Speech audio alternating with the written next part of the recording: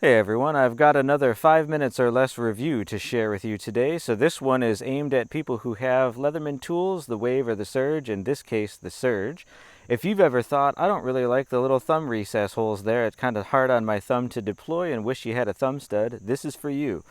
There is a custom creator known as Kristen Van Patten. I will link the website in my description that makes all kinds of different mods and accessories for multi-tools, and in this case a 3D printed insert with a thumb stud that you can put right into the hole. It's held in with friction, goes in kind of hard the one time on purpose, but I've had no issues with it being loose or coming out since. And as you can see, adds a really nice thumb deployment to it. And my pack came with 3 of them, so it was easily enough to include one for the serrated edge as well, as you can see. And it was only $9.99 plus shipping. So not a lot of money to upgrade a tool, especially if you use it all the time like I do. This just instantly brought it closer to my arc in terms of how premium the knife deployment felt. Nice little upgrade.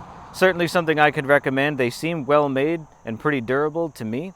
Because they're made of like a plasticky material, you don't have to worry much about it getting wet or like water issues with the blade. And I don't find when I cut things that this is a big problem, because most of the time I'm probably using that end of the blade.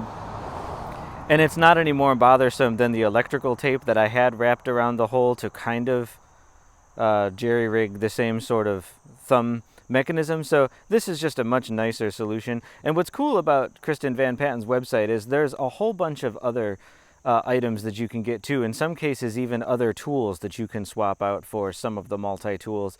I recommend that you check it out, and this is an easy buy if you're a user like that who likes thumb studs. So give it a look. Definitely gives a thumbs up from me. I've had this about a week and have used it a whole bunch. Works great. And I will catch you guys in the next video.